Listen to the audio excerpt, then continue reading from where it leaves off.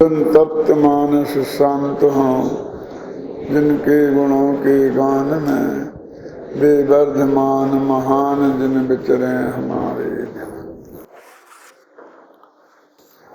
37वीं गाथा की अपन ने चर्चा आरंभ की थी कि धर्मादि मेरे कुछ नहीं हैं,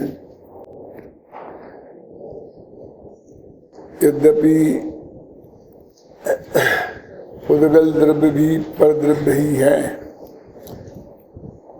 और शरीर भी धर्मादि द्रव्य जैसा ही पर द्रव्य है, और स्त्री पुत्रादि जो जीव हैं पर जीव वे भी हैं, लेकिन स्त्री पुत्रादि और शरीर आदि न कहकर धर्मादि कहने का उद्देश्य यह है कि धर्मादि कहने से शरीर आदि को तो हम ले ही लेंगे, उस पर तो बहुत घिसाई होती है।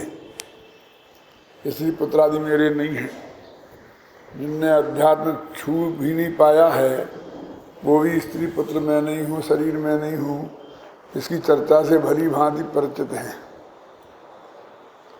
यद्यपि यहाँ तो पर द्रव्य और पर भाव, पर भाव में रागादि और पर द्रव्य में धर्मादि ऐसा लिया है, लेकिन पर द्रव्य में तो परजीव भी हैं और शरीर आदि पुद्गल भी हैं, लेकिन धर्मादि माने जो गे की मुख्यता से, जिनका गे के अलावा और कोई संबंध नहीं है, इनका तो हमारा एक क्षेत्रावकाश संबंध है, हमारे कर्म के उदय से हमको प्राप्त हुए हैं, संयोग है, हुआ है ना, ऐसा जो भी थोड़ा बहुत है निमित्त की अपेक्षा।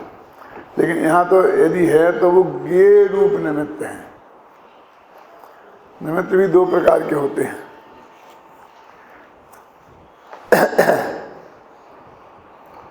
एक उदय रूप निमित्त और एक गे रूप निमित्त, और एक तीसरा भी भेद होता है जो यहाँ बर्णी जी ने बताया था ना, आश्रय भूत निमित्त।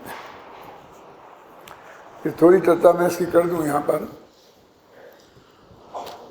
जब भी अपने यहाँ निमित्त उपादान की चर्चा होती है तो निमित्तों की निरर्थकता सिद्ध करने के लिए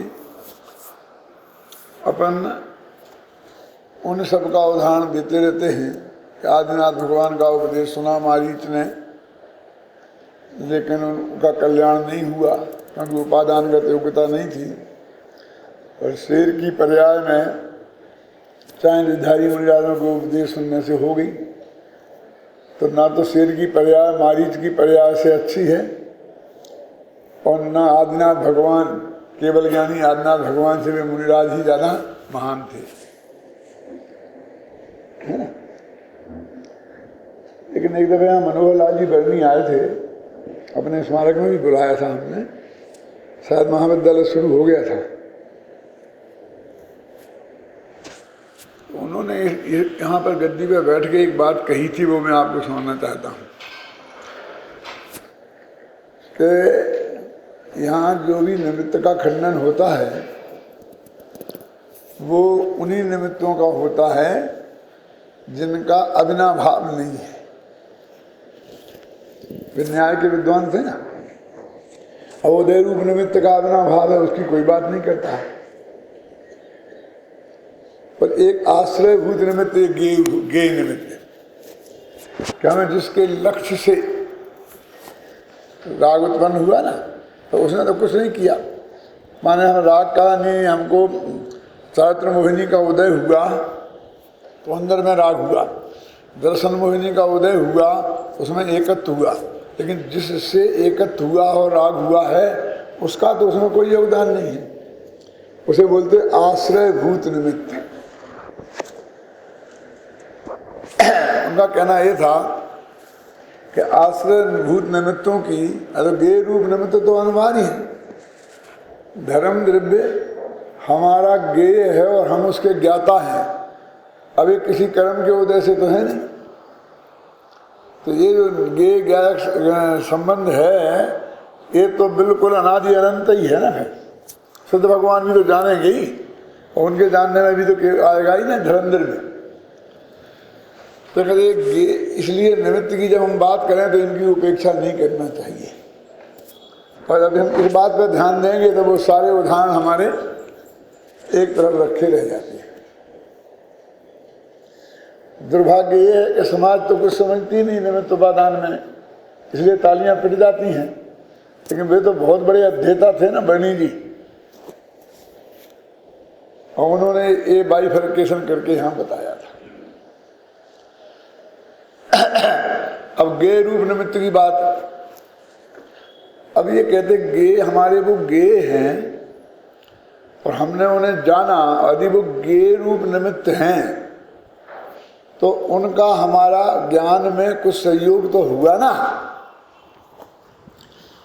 कैसा सहयोग हुआ कि यदि किसी आदमी को कपड़े सीना सीखना है तो किसी के कपड़े चाहिए ना, उसे काज भरना सीखना है तो कपड़ा चाहिए ना, काज तो होंगे तो भरेगा ना, कपड़ा चाहिए ना।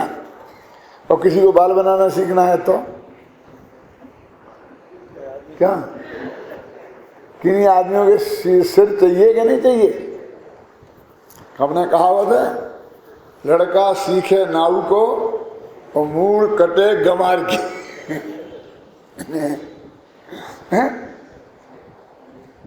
मतलब उसके लिए कोई, अब ये कहेंगे उस नाई ने जो बाल बनाना सीखा है उसमें गमार के मूड का कितना योगदान है।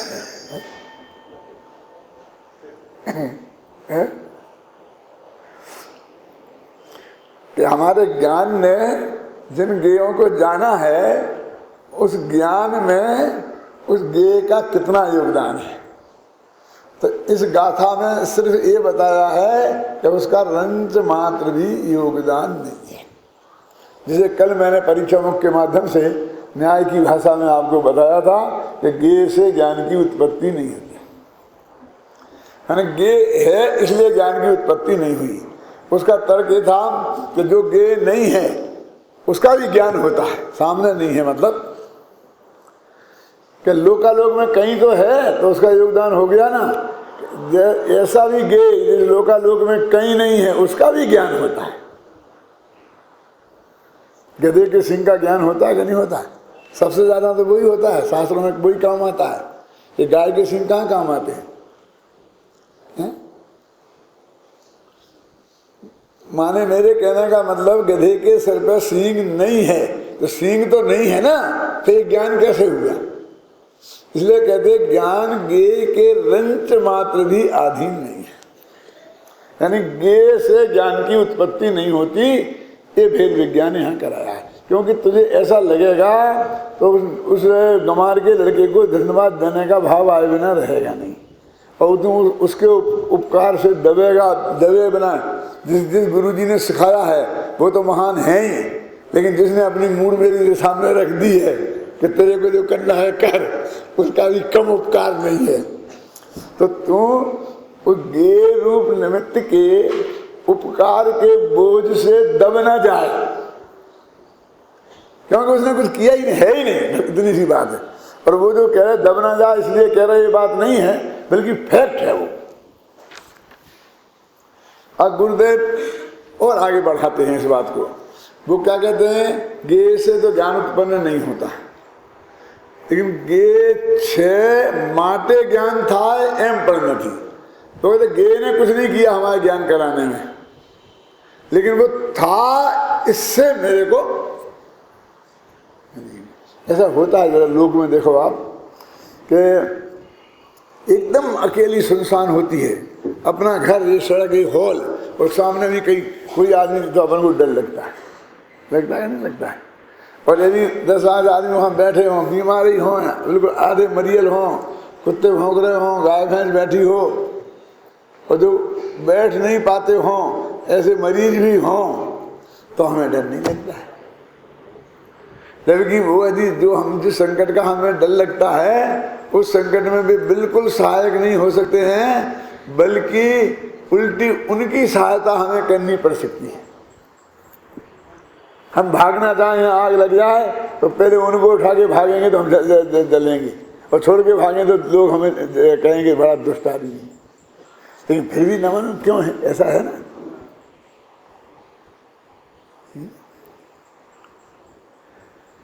तो वो कहते तेरे मन में कहीं ना कहीं बस उसका परद्रव्य का कर्तृत्व, उसका उपकार है मेरे पर, ये जो अंदर में तेरे बीज पड़ा है। तो इसलिए कहते गे छे माटे ज्ञान था एम पण नहीं, माने उसके अस्तित्व है, इतना मात्र भी उसका सहयोग हमारे ज्ञान की पर्याय उत्पन्न होने में नहीं है। तो ज्ञान की पर्याय उत्पन्न होने में प्योर तत्समय की योग्यता ही नामक कार्य है। किस ज्ञान का गे वो बनना है, समझे ना, उसमें हमारी तत्समय की योग्यता ही, इसे समर्थ उपादान कहते हैं ना। बहुत बातें हैं इसमें थोड़ी।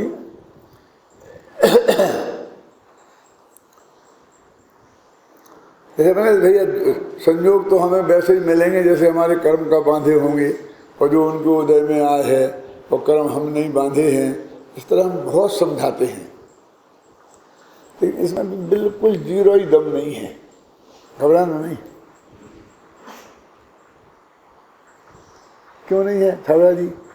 कि जो कर्म तो अभी बांधे होंगे, 1,00,000 2 लाख बरस पहले, करोड़ 2 करोड़ बरस पहले, बहुत से वो 70 क्या है, कोड़ा कोड़ी तो नहीं है, क्या है मोहिनी कर्म का मिथ्यात्व का सबसे बड़ा काल कितना है? उतने पहले का, अनादि का तो नहीं है ना। लेकिन ये संयोग तुम्हें ये मिलना है, ये तो नक्की अनादि का है। तो वो जो जिस दिन कर्म बांधे थे, यदि होगा तो वो इसके अधीन होगा, हमारी पर्यायगत योग्यता के अधीन। हम कहाँ उसके अधीन है?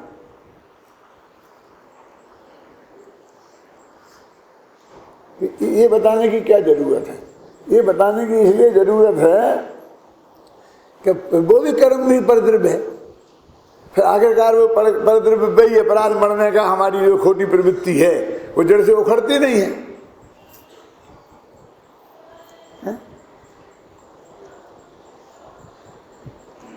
कि वो कर्म भी तेरी योग्यता के अनुसार ही बंधा था।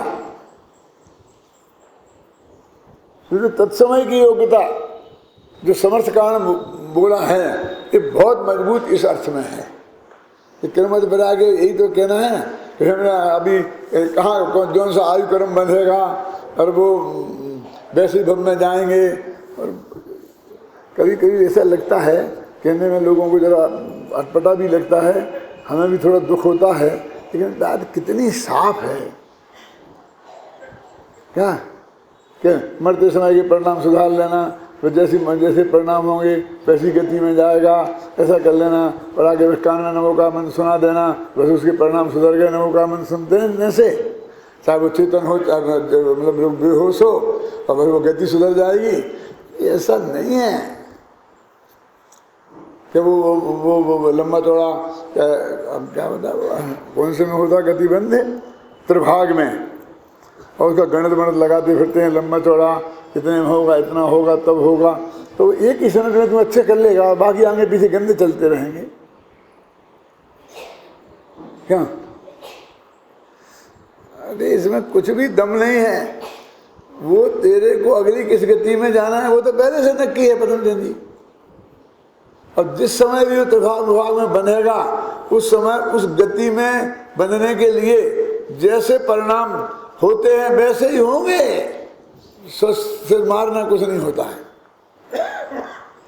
क्या उस उपदेश की निरर्थकता बता रहा हूं मैं, आप समझे? लगा अटपटा लगता है। क्या दम है इस बात में? अब और अगली बात कि ये तो कौन सा उपादान हुआ? तत्समय की योग्यता वाला समर्थ उपादान, पर्यायगत योग्यता। अब ये पर्यायगत योग्यता वाला एक उपादान और है। कौन सा है भगवान जी? अनंतर पूर्व क्षणवर्ती पर्यायों का व्यय। कहते ये भी ऐसा नहीं होता है कि मैं 5 वर्ष का था और इकट्ठा 75 वर्ष का हो जाऊं, 5 के बाद 6 ही का होऊंगा। इसके उल्लंघन कोई दुनिया नहीं कर सकती है। तो अनंतर पूर्व क्षणवर्ती पर्यायों का एक बहुत लंबा सिलसिला है। तो जो तू उस वक्त एक क्षण के लिए परिणाम सुधारना चाहता है, पहले तो पाप परिणाम कर रहा भयंकर, और एकदम ऐसा हो जाएगा तो सर्वा सिद्धि चला जाएगा। और अनंतर पूर्व प्रति पर्यायों का जो वो सिलसिला है उसके अनुसार तेरा परिणाम होगा। पहला तो तत्समय की योग्यता के अनुसार, और अनंतर पूर्व समृद्धि पर्यायों का सिलसिला भी तत्समय की योग्यता से बंधा है।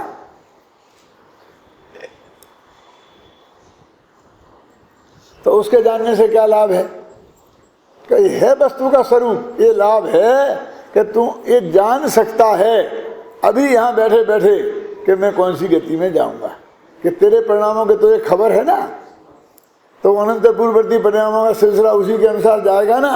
उसकी दिशा क्या है जरा देखना, तीर चलाते हैं हम, तीर ऐसा, तो तीर जब एक हमारी कमान से छूट जाएगा, जब तक हमारे हाथ में कमान में है तो हम दिशा नक्की करें कहते हैं, और छूट जाने के बाद अब उसका उदाहरण लो, अब उसकी दिशा को बदला जा सकता है। अब तो वो हमारे कंट्रोल के बाहर गया ना। अब वो जिस जहां जाकर के उसे लगना है उसके एक क्षण पहले कहाँ रहेगा, उसके एक क्षण पहले कहाँ रहेगा, उसके एक क्षण पहले कहाँ रहेगा, उसके ऐसे हमारे तीर जब छूटा था वहां तक एक एक समय और एक एक प्रदेश का कर्म नक्की है क्या नहीं है। ये तो आपका किया हुआ है, अब तो मान लो, तो आपने छोड़ा ना, अब आपके हाथ में नहीं है। समझ में आया कि नहीं। वो यहाँ से वहाँ पर 1 मिनट में पहुँचेगा, और जिस जीव को लगना है वो लगेगा।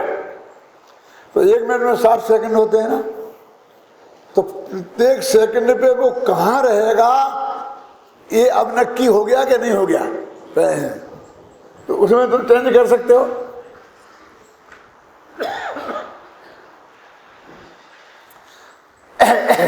ऐसे ही हमारे परिणामों का सिलसिला ऐसा रहता है। तो पहले से वो हमको सजग अवस्था में हमारे परिणाम सतर्क होंगे तो ही वो हमारे मरते समय वैसे ही होंगे, ऐसे नहीं हो जाएगा।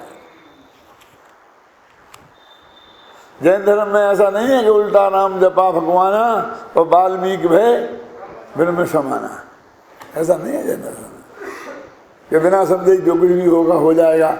एक बहुत लंबा सिलसिला है। अब उस सिलसिले से हम जान सकते हैं कि तीर की दिशा कहाँ है।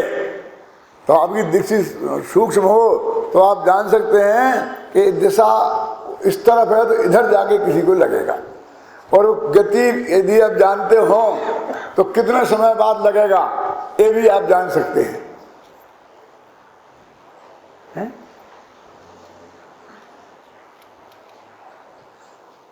ये बात का सब ये वस्तु का स्वरूप है। इसका नाम तत्व ज्ञान है, इसका नाम तत्व चर्चा है, इसका नाम तत्व चिंतन है, इसका नाम ध्यान है, इसका नाम धर्म है।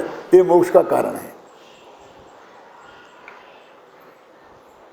ये तो विकल्प हुए, वो निर्विकल्प होता है ध्यान। तो मैं ध्यान वालों से ज्यादा भिड़ना नहीं चाहता हूं क्या।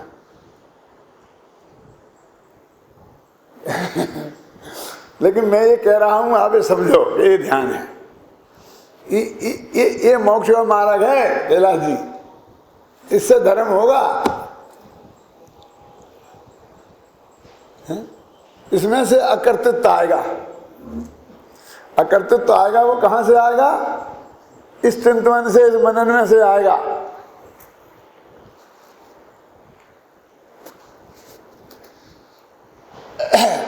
रही बात व्यवहार की, तो व्यवहार निश्चय के अनुसार होता है ना।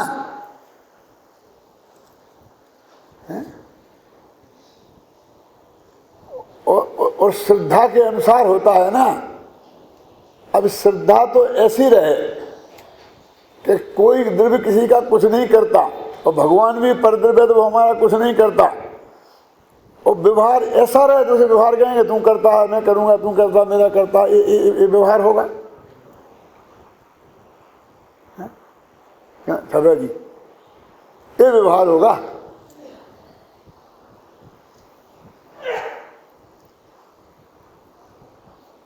नहीं, वो कहा तो ऐसे ही जाता, कहा तो ऐसे ही जाता, कहा तो वो कहा जाता है। दुनिया कौन कहता है ऐसा? कौन कहता है? लेकिन मूर्ख तो कहते ना।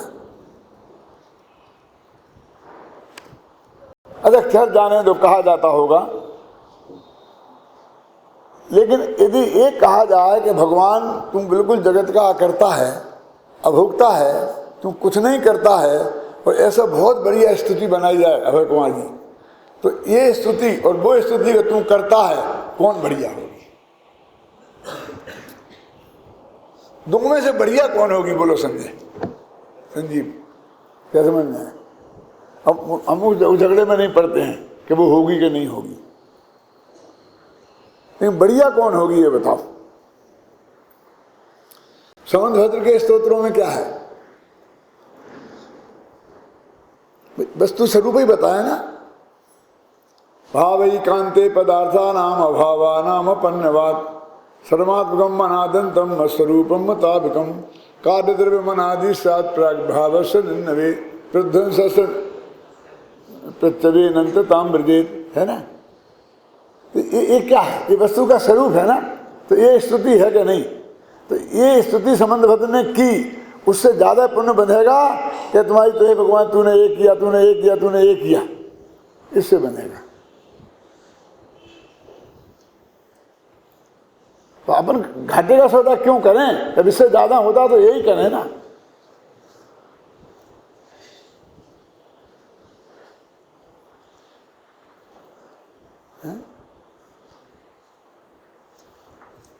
कि साहब वो बड़े बड़े अच्छे अच्छे आध्यात्मिक कवि हैं, उन्होंने लिखा, फलाने ने लिखा होगा, अब सब हमारे माथे पर थोड़ी हैं। उस वक्त भी तुम्हारी जैसी विचारधारा वाले लोग रहे होंगे, उसके चक्कर में वे भी आए होंगे, उन्होंने लिख दिया होगा। अभय जी, मैंने पश्चाताप में ये लिखा है भूमिका में कि आदमी जन्म से लेके मृत्यु तक अखंड होता है और जनता उसको अखंड रूप में ही देखती है, जबकि वो हर काल के खंड में उसकी विचारधारा भिन्न भिन्न होती है। हो सकता है वो बचपन में महान खोटे भाव वाला हो, जैसे कि प्रद्युम्न का भाई था ना शंभू कुमार, कहते खोटे भाव वाला था और बाद में मोक्ष चला गया। तो राम का जीवन अखंड था और राम मोक्ष चले गए, अब हमें राम भगवान हो गए, तो अब राम का सीता का निकालना भी हमारे लिए अच्छा दिखने लग गया। अब उन्होंने जो जो काम करे बचपन से, उनने किसी के ऊपर खड़े होकर पेशाब कर दी हो तो वो भी अच्छी है, वही करना चाहिए, करी होगी ना। मतलब हम उसको अखंड रूप में देखते हैं और फिर जो जो बात वो करता है वो सब हम अपनाने लोग मान लेते हैं। अब वो कवि ने कब पैदा हुआ, कब मरा, वो भजन कब लिखा था, कैसा लिखा था, कैसा, अब पूरी रिसर्च करो उसकी। हम क्यों झक्कर में पड़े? हम तो सीधी जो बात हमारे सामने है वो कितनी वजनदार है, हमें नहीं है वो कर्तावाद की बात की फुर्सत, उसके लिए हमें नहीं है वो होगी, उसने किया था कि नहीं किया था, और धोधरदास ने क्या किया था, और दौलत राम ने क्या किया था। वो सब जुआ खेला था कौरवों ने, वो पांडवों ने, वो संबंध से जुआ खेल सकता है कि नहीं? क्योंकि जुआ खेलने वाले वो संबंध दर्शन नहीं हो सकता, संबंध इसलिए खेलने की बात तो बहुत दूर है। तो उनने क्यों खेला था भाई? ये समझ लो कि या तो वे उस समय मिथ्या दृष्टि होंगे, यदि संबंध दृष्टि होंगे तो उन्हें खेला नहीं होगा। लिखा तो है, अब मेरी जिम्मेदारी नहीं है। कितने कितने लोगों ने कहाँ कहाँ क्या क्या लिखा, मैं क्या करूँगा उसका? ये भी तो लिखा है ना कि 7 व्यसन का त्याग पहले होता है और उसके बाद में सम्मा दर्शन होता है। वो भी तो मैं शास्त्र की बात बता रहा हूं ना। ये लिखा का नहीं लिखा मुझे तो ये बता दो, खत्म। क्या करना चाहते हो? जुआ खेलने की प्रवृत्ति बढ़ाना चाहते हो कि सम्मा से जुआ खेल सकता है?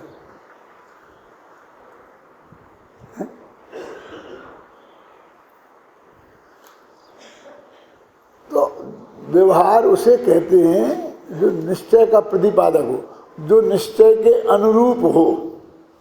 अकर्तावादी दर्शनों का व्यवहार अकर्तावाद का पोषक होगा, तब तो वो निश्चय का प्रतिपादक कहलाएगा। कर्तावाद का पोषक हो गए, वो निश्चय का प्रतिपादक कैसे कहलाएगा?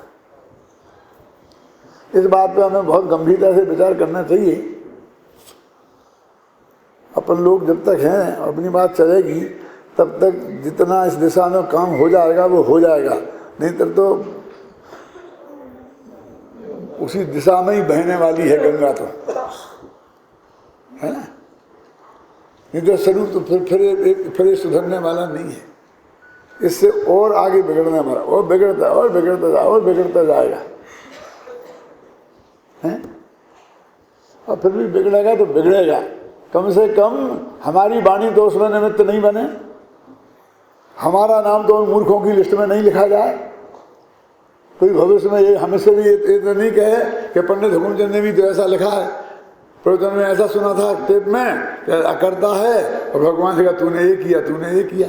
अब वो हमारे ही कहे पेश करेगा तो ऐसा फिर कोई पंडित को फिर दिक्कत होगी कि वो उसने कौन अज्ञान अवस्था में लिखा होगा कि ज्ञान अवस्था में लिखा होगा, और फिर वो रिसर्च हम पर शुरू हो जाएगी। क्या मनोज भाई?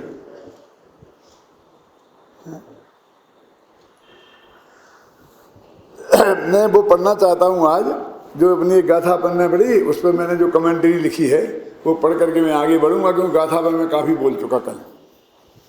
वस्तुतः बात यह है, पेज नंबर 89 नीचे से 3 लाइन है।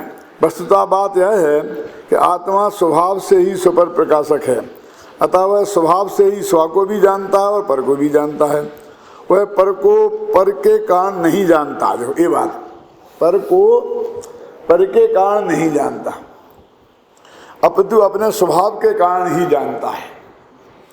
ऐसा होने पर भी जो पर पदार्थ सहज भाव से ज्ञान के में ज्ञात होते हैं, अज्ञानी जीव उन्हें अपना मान लेता है, उनमें अपनत्व स्थापित कर लेता है, उनमें ममत्व कर लेता है, वह उनसे निर्मम नहीं रह पाता।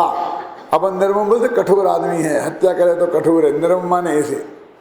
किंतु ज्ञानी धर्मात्मा यह अच्छी तरह जानते हैं कि धर्मास्तिकाय द्रव्य रूप पर पदार्थ मेरे नहीं हैं, क्योंकि ये मेरे स्वभाव से भिन्न हैं।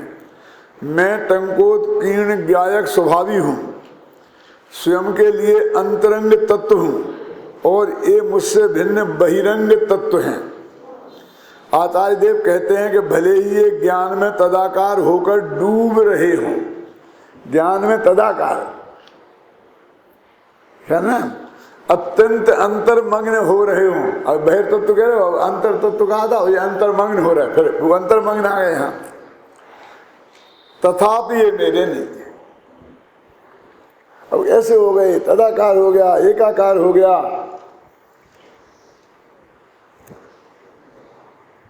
हरि राधा राधा हरि, आता है क्या नहीं? पढ़ा आपने? एक अलंकार होता है कि जो एक दूसरे का चिंतन करते हैं, प्रेमी प्रेम का कहे वहाँ तो उदाहरण, वो एक दूसरे में हो जाते हैं। तो श्री कृष्ण हमेशा राधा राधा राधा राधा सोचते थे, और राधा श्री कृष्ण श्री कृष्ण श्री कृष्ण। तो श्री कृष्ण को ऐसा लगने लगा कि मैं राधा हूँ। जो ज़्यादा चिंतन का होता है उसमें अपनत्व आ जाता है। अपनत्व माने ये मेरा है, इसका नाम अपनत्व नहीं है, इसका तो नाम ममत्व है, ये मैं हूँ। तो कहते राधा हरि हो गए और हरि राधा, राधा सुनने लगी मैं हरि हूँ, ऐसा मैंने इतने अंतर्मग्न हो गए कि राधा ये भूल गई, राधा राधा रटते रटते मैं राधा हूँ, ये भूल गई मैं मेरा श्री कृष्ण, और मैं राधा हूँ। राधा श्री कृष्ण हो गए और श्री कृष्ण राधा हो गए, और वे दोनों एक दूसरे की चेष्टाएं करने लग गए। राधा जैसी चेष्टाएं श्री कृष्ण करने लग गए, और श्री कृष्ण जैसी चेष्टाएं राधा करने लग गई। ऐसा एक अलंकार आता है। और लोग कितना समझते हैं पद्मचंद जी, आप तो समझते होंगे इसे, है ना? क्या क्या चाहते हो कि आप पर द्रव्य का ऐसा चिंतन करते करते तुम स्वयं पर द्रव्य रूप हो जाओगे। हो गए ना, मैं गोरा मैं गोरा मैं गोरा मैं गोरा गोरा चिंतन करते करते गोरे ही हो गए ना। अपने को गुमराही मानने लग गए कि नहीं मानने लग गए? लेकिन गोरा तो ये शरीर था, पर था, जो वो काला था वो गोरा था, मैं तो था ही नहीं गोरा काला है? मैं हुकुमचंद लड़ते लड़ते मैं हुकुमचंद भाई मानने लग गया अपने को।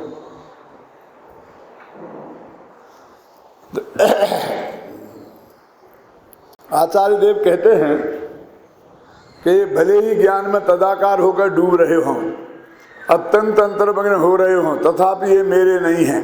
एक बात तो ये खत्म हो गई। दूसरी बात यह है कि स्व और पर दोनों एक समय में ही ज्ञान में ज्ञात हो रहे हैं। कल कही थी ये बात मैंने, निगोद से लेके मोक्ष तक। तथापि दोनों का स्वाद भिन्न भिन्न है। मतलब जीव का स्वाद अलग है और अजीब का स्वाद अलग है। क्यों? स्वद्रव्य का स्वाद अलग है, परद्रव्य का स्वाद अलग है, कि जीव का स्वाद अलग है और पुद्गल का स्वाद अलग है।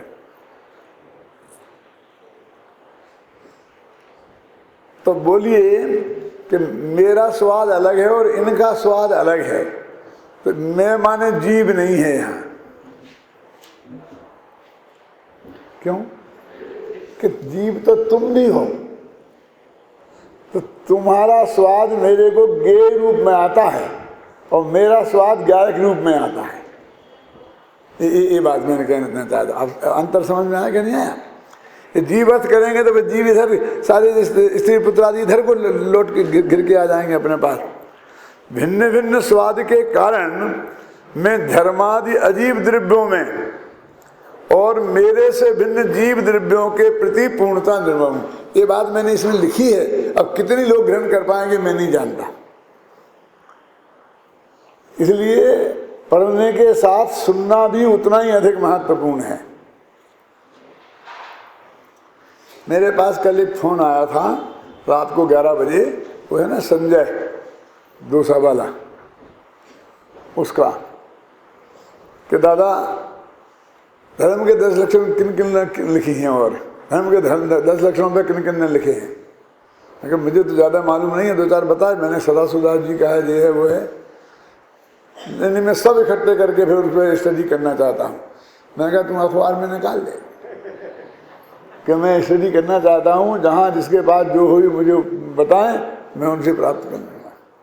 फिर उसने क्रमबद्ध पैदागी, मैंने आपने क्रमबद्ध पैदागी प्रवचन 10 दफ़े सुने, तो क्या आप उनको जैसे कि समय सार का साल लिखा उनका भी ऐसा प्रकाशन करेंगे? मैंने कहा किताब इतनी बढ़िया मौजूद है, फिर तुम क्यों उनको प्रकाशन के पीछे पड़ा है? अभी कितना सा समय है अपने पास, तुझे करना है तो तू कर।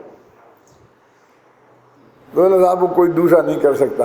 तो मैंने कहा करने की जरूरत ही क्या है, मैं तो समझता हूँ वो किताब परिपूर्ण है। बोले नहीं साहब बहुत फर्क है, बहुत फर्क है। फर्क है माने एक दूसरे के विरुद्ध है ऐसा नहीं। स्पष्टीकरण में जितना क्लियर उनसे होता है उतना इस पढ़ने से नहीं होता। वो तो बोलने की और लिखने की मर्यादा है ना। अभी लिख तो दिया ही है ना इसमें, लेकिन मैं ये बात आपसे नहीं कहता, समझ में ना, तो ये आपके ध्यान में नहीं आती। एक मैं आपको और थोड़ी कला बता दूं कि अपना जो उपयोग है इसमें थोड़ा डिफेक्ट है कि कोई चीज याद रखने के लिए जितने अधिक काल तक ये उपयोग में रहेगी तो याद रहती है। अपन रटते क्यों है? तो उपयोग अधिक काल तक उसमें रहे। अब आपने एक लाइन पढ़ी तो उसमें उपयोग एक लाइन पढ़ने के काल ही रहता है और आगे बढ़ जाता है, इसलिए वो आपको याद नहीं और समझ नहीं पड़ता है। और हम जब बोलते हैं तो क्या करते हैं, उस लाइन को घिसते हैं। तो उदाहरण से सुना तो उसी लाइन की घिसाई करते हैं, तो आपके उपयोग में वो लगातार 15 मिनट रहता है, तो आपको बैठ जाता है। ये है वो, उसका कारण है कि उस बात को बराबर थोड़ा आप उपयोग स्थिर तो करें, वहाँ ध्यान तो करें। ये है कारण। तो यहाँ उपयोग उतना स्थिर होता नहीं है, नहीं समझ में आ जाए। तथापि दोनों के भिन्न स्वाद के कारण मैं धर्मादि अजीब द्रव्यों और मेरे से भिन्न जीव द्रव्यों के प्रति निर्मम हूँ, क्योंकि मैं एकत्व को प्राप्त होने से सदा ही ज्यों का त्यों स्थिर रहता हूँ, अपने स्वभाव को नहीं छोड़ता। पर में अपनापन टूटना, एकत्व टूटना, अपने में अपनापन आना, एकत्व आना ही गेय भाव से भेद विज्ञान है। ये है गेय भाव। अगर हम जान लीजिए अलग ये जुदा तो कुछ नहीं। मुख्यमान प्रकाशक के 225 पेज पर लिखा है कि बहुत रटा इसने, मैं जुदा हो ये जुदा, लेकिन मैं माने कौन हो कौन पता ही नहीं करता। औरों से औरों को भिन्न बताता हो ऐसी बातें करता रहता है। आत्मा भिन्न है और शरीर भिन्न है और तू कौन है? कहते मैं तो हुक्म देता हूँ। इन दोनों में से है ना। पर पदार्थ के पास जाए बिना, अब सुनना जरा, और पर पदार्थ भी पास में आए बिना ही ज्ञान का स्वभाव पर का जानने का है। यदि ऐसा नहीं होता तो क्या होता? बोलो कमल जी। हम जिन पदार्थों के पास जा सकते थे, जो पदार्थ हमारे पास, उन्हीं का ज्ञान होता, तो मान लो हम धीरे धीरे सबके पास पहुंच जाते हैं। लेकिन आलोक आकाश में तो नहीं पहुंच पाते ना, तो आलोक आकाश का ज्ञान हमें होता कि नहीं होता? तो आलोक आकाश का ज्ञान है कि नहीं तुम्हें? हमें कहाँ है भैया, वो तो केवली भगवान को है।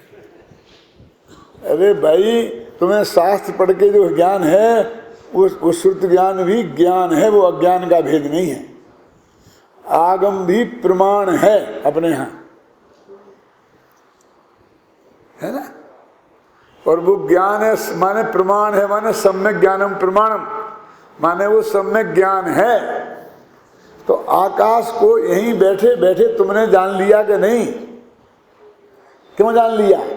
क्योंकि तुम्हारा स्वभाव सबको उसके पास जाए बिना जानने का है, और उनको पास आए बिना जानने का है। क्योंकि यदि पास जाने की शर्त लग जाती तो बहुत डिस्टरबेंस खड़ा हो जाता। अच्छा, हम क्या मानते हैं? हम क्या मानते हैं? हमने अमेरिका नहीं देखा, एक दफे अमेरिका तो देखना ही है। वो पंच कल्याण खोला ना पंडित जी फिनिक्स में, वो कितने का टिकट है, क्या है, तो हमें अमेरिका देखना है। हमें पंच कल्याण तो तुमने हमारा देखा ही है ना, और प्रवचन भी सुना ही है। इधर तो आप पड़ोस में तो रहते हो, तो सुनने तो आते नहीं कभी। अमेरिका में हमारा प्रवचन सुनने चलोगे तुम? चलो, हमारे बाप को क्या बिगड़ता है, टिकट भैया तुम ही दोगे ना।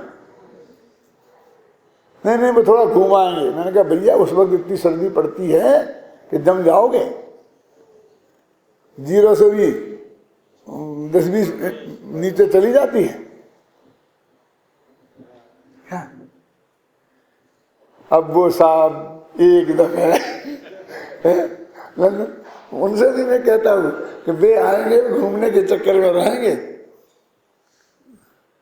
लंदन में गए थे तो लोग घूमने के चक्कर में थे, लेकिन पंडाल भरा रहता था। उसका कारण क्या था कि वहाँ वो था ना टैक्सियाँ, वो तो है नहीं बसें में ज़्यादा, वो इतनी महंगी थी कि यहाँ के आदमी को तारे दिखते थे। इधर से इतने में बम्बई पहुँच जा, इतने में वहाँ से 10 किलोमीटर जाकर के पहुँच पाता था। पौंडों में थी, 1 पौंड होता 80, 85, 90 रुपए का, और 10 पौंड मांग लिए तो 900 रुपया हो गए। कहाँ से? कि यहाँ से गांधीनगर मोड़ पे जाने, यहाँ पे शहर में जा रहे थे, तो इसलिए फिर कोई जा नहीं पाए, फिर बैठ गए चुपचाप धक मार के। क्या करते? फिर भी कुछ थे जिनकी एंटी में कुछ ज़्यादा था, वो गए, ख्याल में आई ना। और बाकी उन लोगों ने जब उन्हें घुमाया बसों से तब घूमे। मेरे कहने का अर्थ है कि भैया अमेरिका यहाँ बैठे नहीं जाना जा सकता। देखो, ये अमेरिका नहीं जाना पंच कल्याण के, मैं इसके लिए नहीं कह रहा हूँ, मैं सिर्फ अपना उदाहरण दे के समझा रहा हूँ, उल्टा अर्थ मत निकालना। क्योंकि मैं जा रहा हूँ, मैं तो सोचता हूँ आप सब जने मेरे साथ चलें, कितना बढ़िया रहेगा। क्यों? वहाँ के जो गुरु लोग आते हैं ना, मेरे बगल में बैठते हैं, एक एक के साथ 400, 500 सेठिया बगल में बैठे रहते हैं, और इसलिए उनको इसीलिए बुलाया जाता है। मेरे को तो सिर्फ मेरी वाणी के बल पर बुलाया जाता है। मेरे साथ तो कोई जाता नहीं, और मैं किसी को जाने की प्रेरणा करता भी नहीं। क्या? अब उनको 500 आदमी साथ में आएंगे और हमारा सभा की शोभा हो जाएगी, और हमारा पैसा भी देंगे ही वो। क्योंकि वो लोग जाते हैं तो कोई ऐसे ऐसे थोड़ी जाते हैं, आँख के अंदर गांठ के पूरे जाते हैं।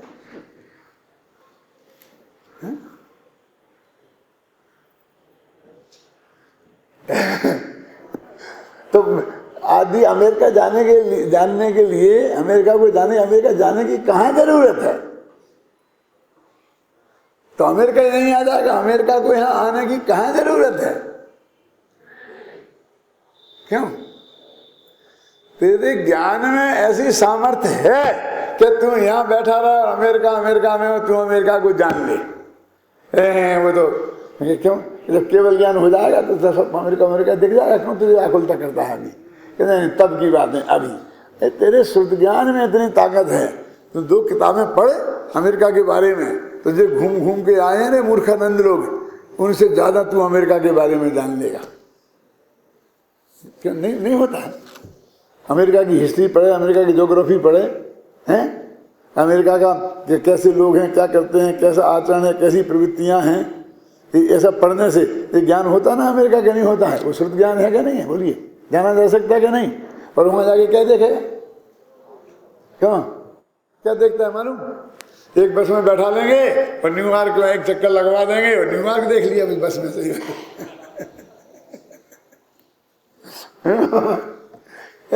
क्या देख, उसे क्या बोलते हैं वो साइड सीइंग।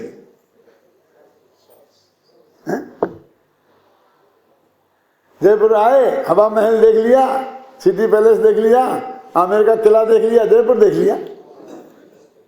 क्यों हो गया जयपुर?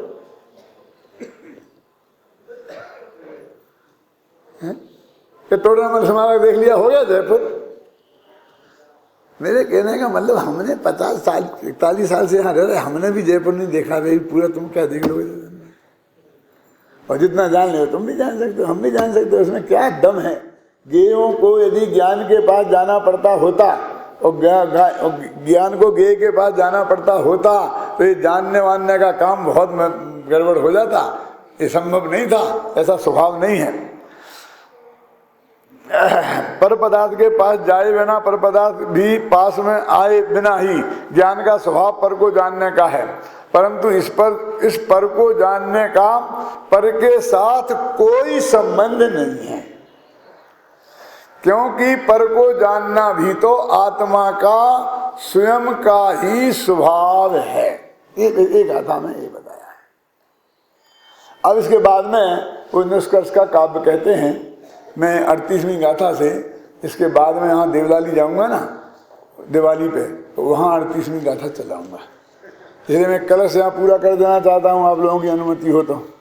गर्मी तो बहुत लग रही ना, क्या बात, लाइट चली गई शायद। पढ़ो भाई। इति सति सहसर वही अन्य भावई विवेक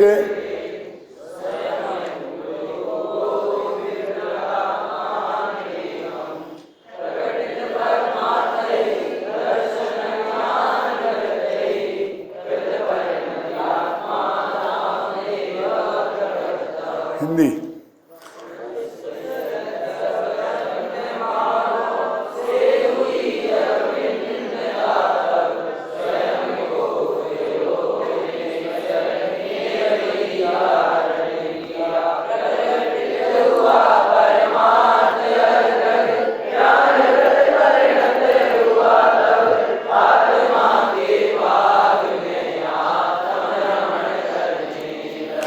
इति सति सह सर्वई अन्य भावई विवेकई।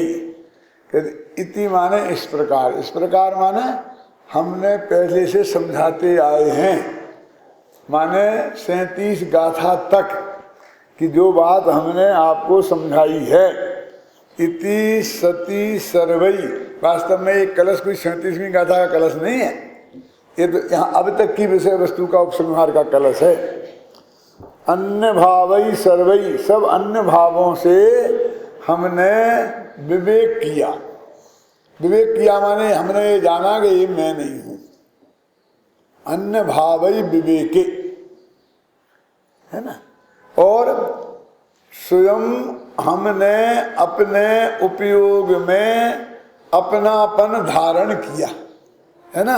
आत्मानम एकम बिभ्रत उपयोगी, उपयोग में आत्मा को आत्मापन धारण किया, मैं आत्मा हूं, ऐसा नक्की किया।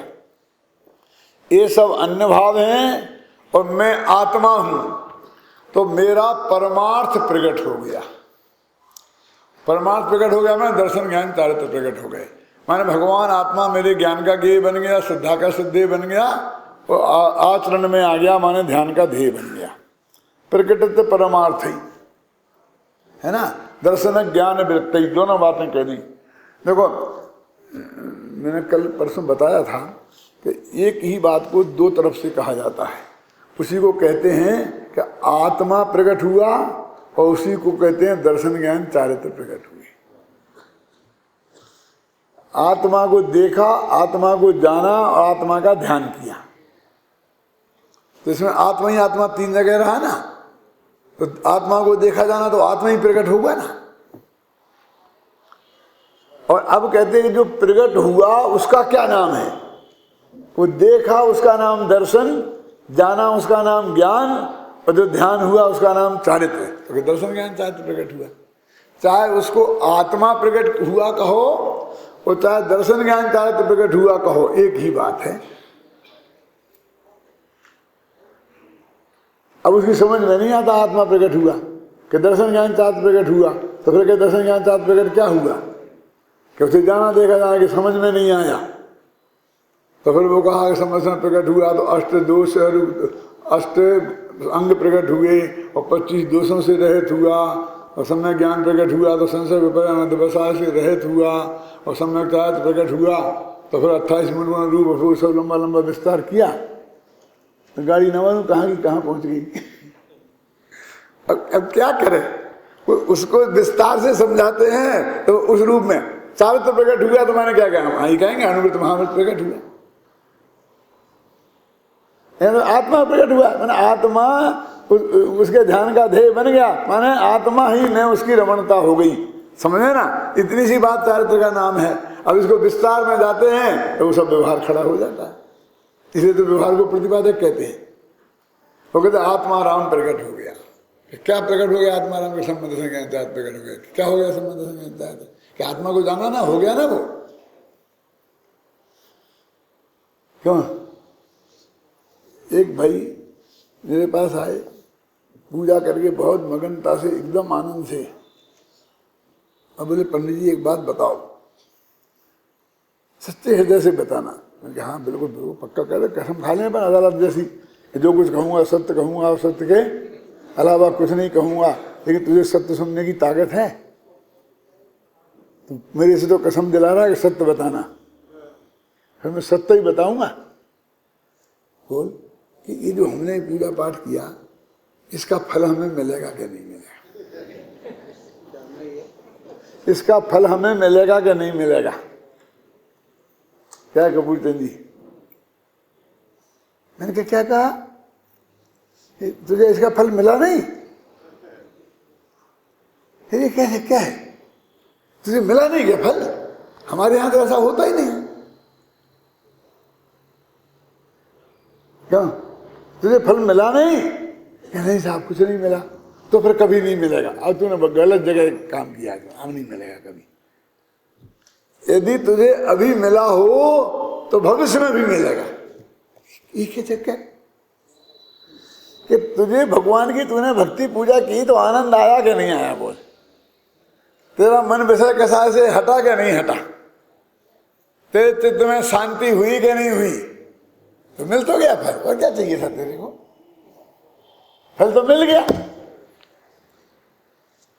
और जब ऐसा यदि हुआ होगा तो गारंटी से पुण्य बंधा होगा, और पुण्य बंधा होगा तो भविष्य में जिस फल की बात तू कह रहा है वो भी मिलेगा ही गारंटी से। तो अभी मिला होगा तो तब मिलेगा, और तू तो कह रहा मुझे तो मिला ही नहीं। तेरे परिणाम तो संकलेश रूप रहे।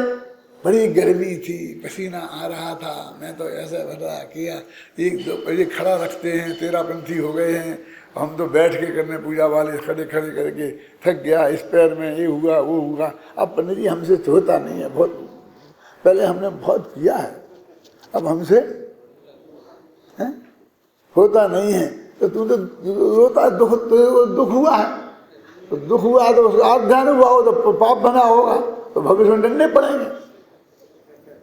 ये पूजा करने से डंडे पड़ेंगे? मैं क्या बता, मैं तो जो गोमर सार पढ़ा हूँ, धर्म समय सार पढ़ा हूँ, तूने मेरे से कसम खिला ली कि सत्य बताना। तू मेरे पास मत आया कर और पंडित के पास जाया कर, वो बताएगा तेरे को कि बहुत बहुत बहुत फल मिलेगा, चक्रवर्ती हो जाएगा, इतना पैसा मिलेंगे, ये होगा वो होगा। तो थोड़ी कमी रहेगी, यदि वो कर देता तो और ज्यादा मिलता। कि महाराज बताओ ना, मैं कभी तैयार हूँ, मेरी संस्था को 1 लाख रुपया दान भी साथ में दे देना तो फिर बहुत मिलता।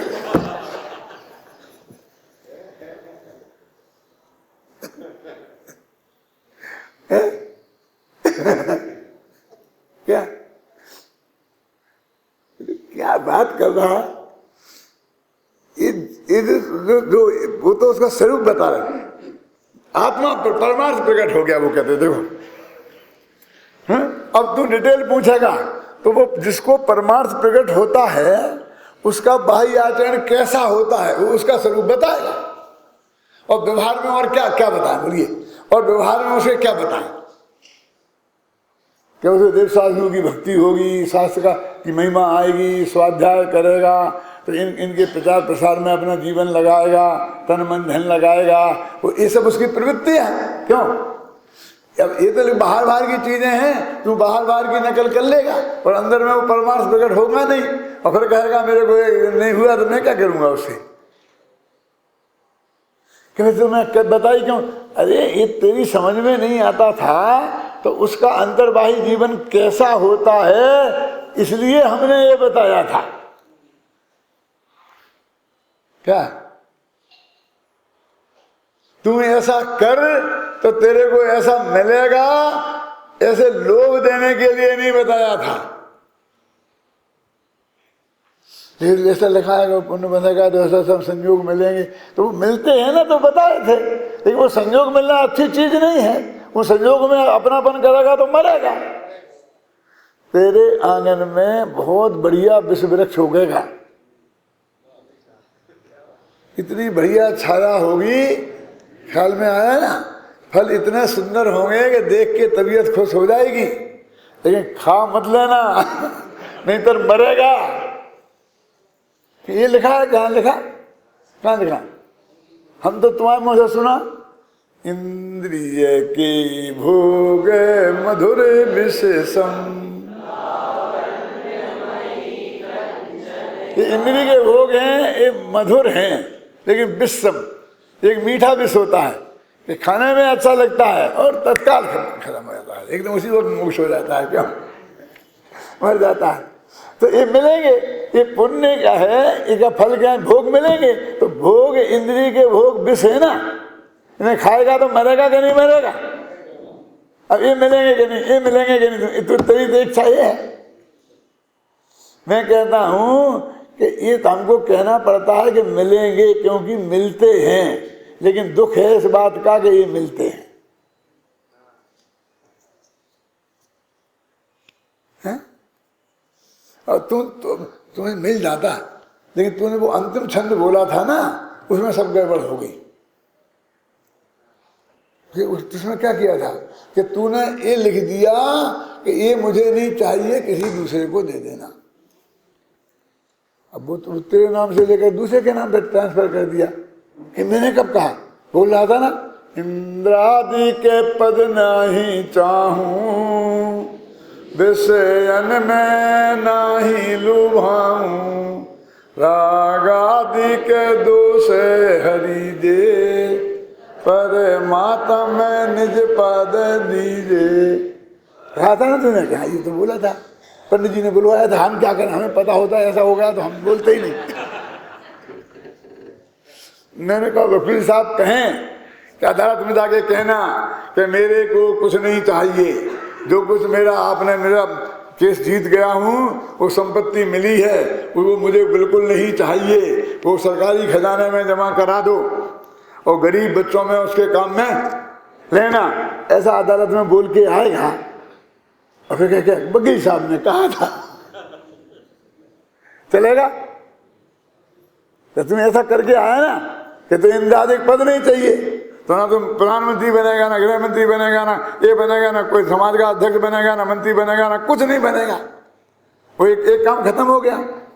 और विषय में नहीं लो, 5 दिन की विषय की भोग सामग्री नहीं मिलेगी, तो मकान, स्त्री, पुत्र, जायदाद कोई नहीं मिलेगा, है? और राग देश खत्म हो जाएंगे। आज तू बस किसी से ये क्या बात कर रहा है, बोलिए, पता ही नहीं है किसी को। वो तो उसके भोग की उसमें मिलेगा, मुझे कुछ ऐसा होगा, वो ऐसा होगा। भैया पहले का फल अभी भोग रहे हैं, अभी का फल बाद में भोगेंगे। अब पंडित ने कह के क्या गलती की थी? पहले का भी भोग रहे, अभी का कर्म के उदय के अनुसार से भोग रहे हो, लेकिन भोग रहे हो माने मजा भोग रहे हो, ये कहाँ है उसका अर्थ है? जिसको तुम दुख मानते हो, प्रवचन सार में लिखा है कि वो तो दुख है ही, लेकिन जिसको तुम सुख मानते हो वो भी दुख ही है, तो भोग रहे हो ना। है? तो इसलिए ये कहते हैं कि अंत में पढ़ता हूं, आचार्य अमृतचंद्र देव यह कहना चाहते हैं कि जब भावक भावों और गेय भावों से आत्मा की भिन्नता भली भांति भाषित हो गई, अब भावक भाव गेय भाव दोनों आ गए ना, तो अकेली 27 में कहा था, 37 में कहा था कि कलश कैसे कहलाएगा जी, है ना। तब उपयोग को अन्यत्र भटकने का अवकाश ही नहीं रहा, इस कारण उपयोग अपने आप ही अपने में स्थिर हो गया। ये कहते ध्यान काय का नाम समझ में आए ना। अब इनके जानने में कोई रस ही नहीं रहा, इनमें कोई सुख है ही नहीं, इनसे मेरा कोई लेना देना है ही नहीं, ये मेरा सहयोग कर ही नहीं सकते, मैं इनका सहयोग कर ही नहीं सकता। अब ये उपयोग काय को जाएगा कि साहब मुझे 1000 रुपये चाहिए, आप बताओ कहाँ मिलेंगे, कि साहब हम फलाने सेठ जी के पास चले जाओ, वो देंगे तो है नहीं आपको बिल्कुल, फिर भी हो आओ एकदम, क्या नुकसान है, क्या कि साहब वो 10 रुपये जेब में है, वे भी खर्च हो जाए। जब देंगे ही नहीं, तुम कह रहे हो तो काय को जाऊं। तो जब परद्र में कुछ करते ही नहीं है, वो परद्र में भगवान आते क्या नहीं, भगवान भी कुछ करते ही नहीं है, तो ये भाव आगे काय को जाऊं भगवान के पास, क्यों, तो बहुत नुकसान हो जाएगा। फिर कोई भगवान की पूजा नहीं करेगा, फिर ये नहीं होगा, ये नहीं होगा। अरे ऐसे भगत नहीं आते थे तो अच्छा है, नहीं आ जो कोई मांगने की भावना से आते थे, वो मैं देना तो था ही नहीं, फिर नहीं आए, ऐसे भक्तों से थोड़ी छुट्टी मिले तो अच्छा है। ये नकली भगत घट जाए जितने अच्छे हैं, फिर कौन सा अनर्थ हो जाएगा, फिर मंदिर सूने पड़े रहेंगे, फिर ऐसा हो जाएगा। हैं कुछ लोग तो इतने भगत होते हैं, हम जिस गांव में जाते हैं ऐसे लोग, पंडित जी मैं आपको क्या बताऊं, कोई भगवान की पूजा भक्ति करना भी नहीं आता, यदि मैं नहीं करूं तो भगवान बिना पूजा के बैठे रहे। हाँ तू तो बहुत अच्छा है, तू बिना पूजा के नहीं रहेगा, भगवान बिना पूजा के रहेंगे, क्यों। मैं कहा अनंत सिद्ध सिला में बैठे तो बिना ही पूजा के बैठे।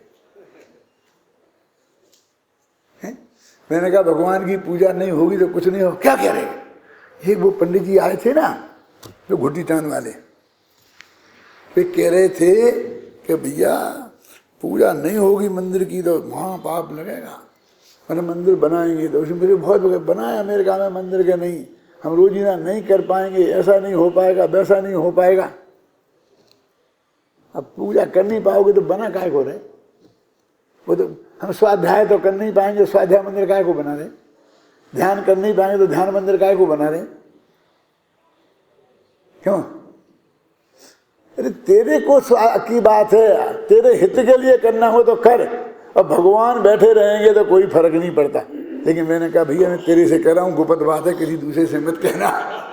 मैं कैसा पंडित है कि भगवान मंदिर की पूजा ही नहीं हो तो कोई फर्क नहीं पड़ता, क्यों पड़ता, फर्क है, फर्क पड़ेगा। भगवान की कोई पूजा नहीं करेगा तो भगवान को फर्क पड़ेगा, कि भगवान नहीं रहेंगे क्या हो जाएगा। ये तो भगवान की कोई पूजा नहीं करता, ये तो बिना भगवान पूजा के इसलिए भगवान को उपकार करता है, भैया तू नहीं कर तो बहुत अच्छा है, फिर कोई नहीं कर, नहीं करेगा तो मैं क्या करूंगा, होगा उसमें क्या फर्क है। पूरा गांव उजड़ जाएगा, सारा गांव भग जाएगा यहां से, क्यों, तो भगवान की पूजा करने वाला रहेगा ही नहीं, हम क्या करेंगे उसमें। भगवान को भी ले जाएंगे और दूसरे मंदिर में विराजमान कर देंगे, तू क्यों अपना समय खराब करता है।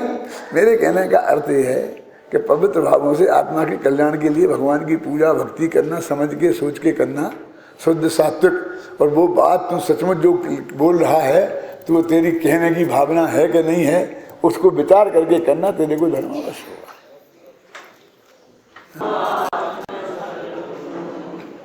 जनवरी से ये वर्ष तीनों कक्षाएं चल रही हैं, एक और सूचना 1 घंटे लेकर क्या